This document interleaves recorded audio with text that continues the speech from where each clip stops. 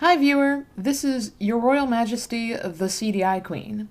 Lately, I've begun a series called Laser Lords Talk, where I break down all of the reasons why Laser Lords is my favorite Philips CDI game. Supplementing the main parts, I've decided to make shorter talking point videos to discuss small, individual theories and things from the game that don't quite fit into the larger segments, but I still want to talk about in detail. Welcome to my first talking point, the inspiration of Fornax.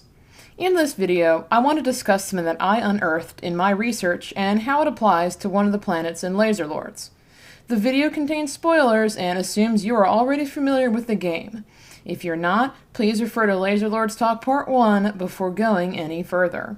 As you know from Laser Lords Talk, or from playing the game, one of the planets that you visit in the game is called Fornax. Well, at least we're told this is the planet we visit when we beam down, while in reality we're traveling to a giant spaceship that's been turned into a casino called the Seminum Omegan.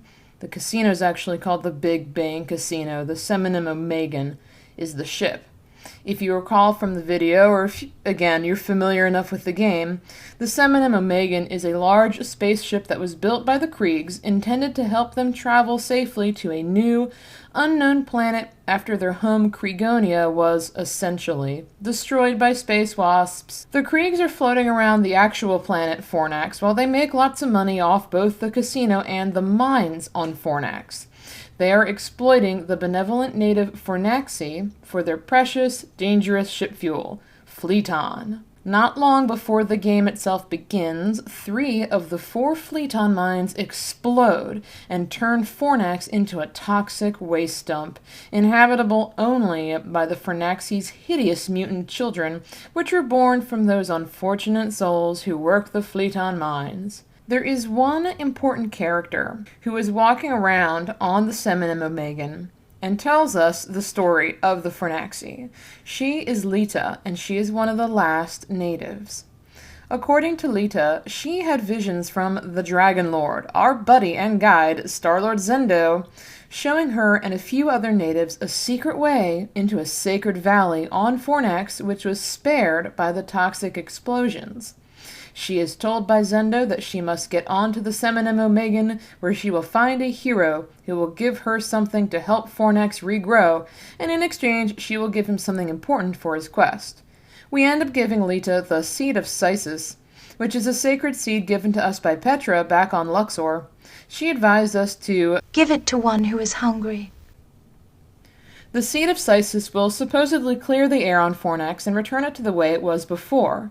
Lita rewards you with a piece of Fleeton, yep, the toxic, volatile ship fuel everyone is selling out over, which we need to win the game.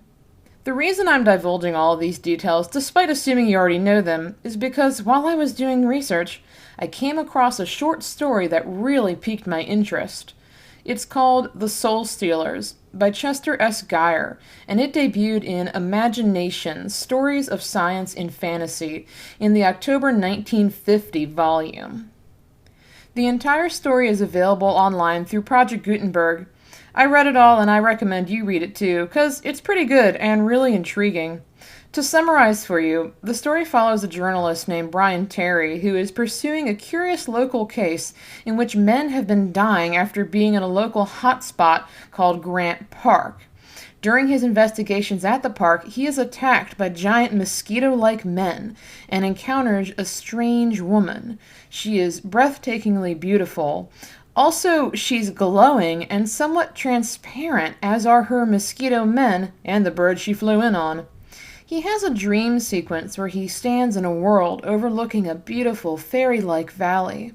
He turns to the other side to see, quote, a ghostly desolation, blackened, charred, lifeless, bathed in an eerie, shimmering blue radiance. He learns that this woman is the last surviving human from her world, which he speculates may be Earth in the future, and she has been taking life forces from men on Earth in an attempt to revive her race, using a magical fountain contained within one special area of the planet that was not destroyed. It is a hidden valley where the air can still be breathed. Her plan hasn't worked, though, since she's forcing the souls out of the men, and they simply die. Once Brian reveals to her that the men are dying, she becomes upset.